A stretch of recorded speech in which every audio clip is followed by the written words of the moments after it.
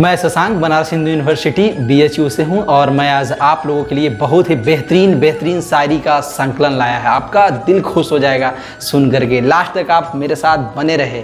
और सबसे बड़ी बात क्या है कि इन सारे शायरी को मैंने स्वयं लिखा है, अपनी हाथों से लिखा है। आपको बहुत अच्छा लगेगा।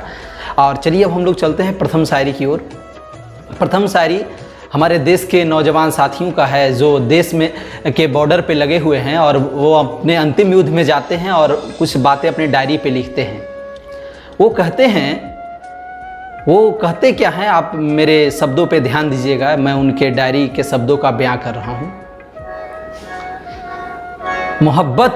मोहब्बत की सरजमी हिंदुस्तान का इस्तकबाल करता हूँ। मोहब्बत की सरजमी हिंदुस्तान का इस्तकबाल करता हूँ।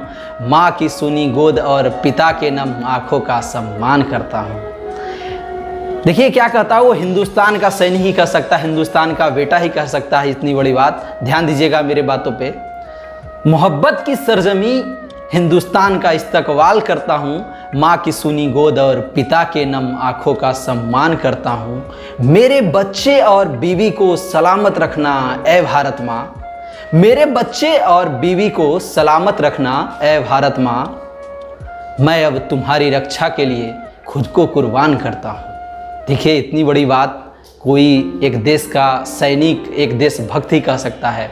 अब हम लोग चलते हैं दूसरी शायरी की ओर। वो दूसरी शायरी क्या है कि हमारे देश में और हमारे ग्रामीण मानसिकता और शहरी मानसिकता में क्या है बेटियों के प्रति, वो मैं दिखला रहा हूँ अपने शायरी के माध्यम से। बेटियों के लिए है। मत करो भ्रूण हत्या बेटी जानकर। मत करो भ्रूण हत्या बेटी जानकर। प्यार से पालो उसे, प्यार से पालो उसे घर की चिड़िया मानकर। बेड़ियों को खोल दो, बेड़ियों को खोल दो रानी लक्ष्मी बाई मानकर। वो अपना पहचान स्वयं बना लेगी खुद को हिंदुस्तान की बेटी मानकर। देखिए ये बात मैं इसलिए कह रहा हूँ कि जब कोई बेटी होती है और अपना पहचान जब वो हिंदुस्तान से बनाती है, हिंदुस्तान की बेटी को स्वयं को मानती है, तभी वो कुछ कर सकती है अपने देश के लिए। नहीं तो एक बस चार दीवारी के अंदर और अपने परिवार में ही सिमट कर रह जाती है। तो सोचिए मैं बेटियों के लिए लिखा हूँ। और जो भ्रूण हत्या है ये सब आप लोग बंद कीजिए प्लीज़। ऐसे तो अब मानसिकता बदल रही है हमारे समाज की। अब चलिए हम लोग बात करते हैं थोड़ा प्यार मोहब्बत इश्क की ओर। और प्रेम के बिना संसार की कल्पना करना भी अधूरा है, आप तो जानते ही हैं। तो हम लोग अब थोड़ा प्रेम पे बात करते हैं। लोग कहते हैं प्यार मोहब्बत इश्क उम्रों का खेल होता है। लोग कहते हैं प्यार मोहब्बत इश्क उम्रों का खेल होता है, लेकिन मैं कहता हूँ ये किसी उम्रों का खेल नहीं, रंगीन नज़रों का फेर होता है। समझे आप मेरी बातों को? शायद नहीं समझे, फिर से सोचिए, ध्यान दीजिएगा। लोग कहते हैं प्यार मोहब्बत इश्क किसी उम्रों का खेल होता है, लेकिन मैं कहता हूँ ये किसी उम्रों का खेल नहीं, रंगीन नज़रों का फेर होता है।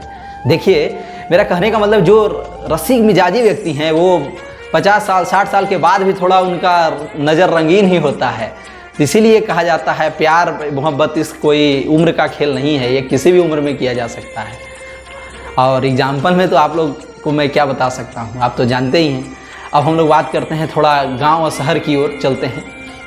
देखिए कोई व्यक्ति है जो 20-25 साल तक गांव में रहता है और गांव का जीवन जीता है, और जब वो शहर चला जाता है उसके बाद और शहर में ही रहकर घर मकान बना लेता है, तो देखिए उसके जो वो गांव को जो मिस करता है वो मैं बयां कर रहा हूँ अपने शब्दों के माध्यम से।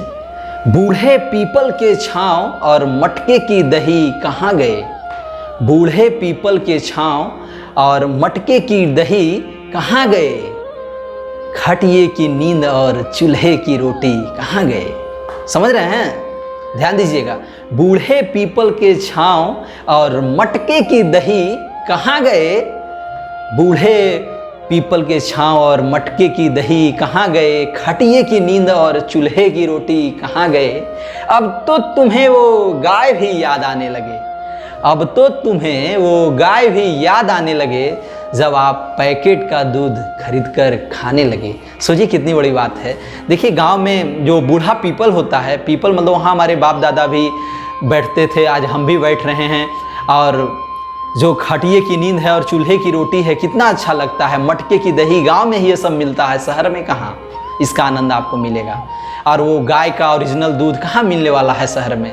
शहर में तो पानी वाला दूध मिलता है, आप जानते ही हैं। तो उसी पे मैं लिखा हूँ, थोड़ा एक बार और ध्यान दीजिएगा, ध्यान दीजिएगा। खटिए की नींद और चूल्हे की रोटी कहाँ गए, अब तो तुम्हें वो गाय भी याद आने लगे जब आप पैकेट का दूध खरीद कर खाने लगे। अब हम बात करते हैं थोड़ा प्यार मोहब्बत पे।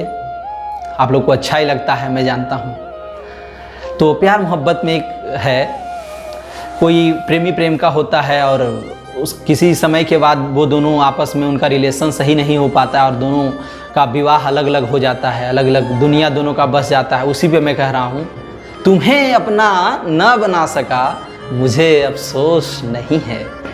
तुझे अपना न बना सका मुझे अफसोस नहीं है, क्योंकि तुम्हें मुझसे बड़ा रखवाला मिल गया। जब नज़र से नज़र मिली उस चाट समोसे वाली गली में, जब नज़र से नज़र मिली उस चाट समोसे वाली गली में, मुझे लगा मेरे दिल का एक हसीन मेहमान चोरी हो गया।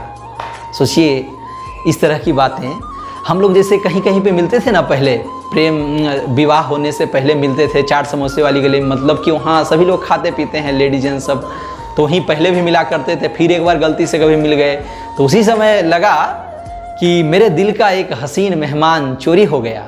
कहने का मतलब है जब हम लोग एक दूसरे को देखते हैं तो मिस करते हैं कि क्या हमारा जीवन था। तो अब हम लोग बात करते हैं थोड़ा एक एटीट्यूड वाली शायरी की ओर। एक नौजवान लोगों को बहुत पसंद आता है, यंग लोगों का, यंग ब्लड को। तो उस पर मैं कह रहा हूँ, मेरे दायरे का अंदाज़ा मत लगाना, मेरे दायरे का अंदाज़ा मत लगाना, मैं समंदर नहीं बहती धारा हूँ। मेरे दायरे का अंदाज़ा मत लगाना, मैं समंदर नहीं बहती धारा हूँ, मैं अपना राह स्वयं बनाता हूँ। चलना हो तो चलो मेरे साथ, चलना हो तो चलो मेरे साथ, वरना भटक जाओगे उसके साथ। चलिए इन्हीं सब बातों से मैं अपनी शायरी को अब समाप्त करता हूँ। आपको अच्छा लगा होगा, वाकई में थोड़ा बहुत भी अच्छा लगे मेरा चैनल सब्सक्राइब कीजिएगा और पूरा शेयर कीजिए, मज़ा आ जाएगा। ठीक है, हम लोग अब अपनी बातों को समाप्त करते हैं। धन्यवाद, आप इतना देर मुझे सुने। जय हिंद, जय भारत।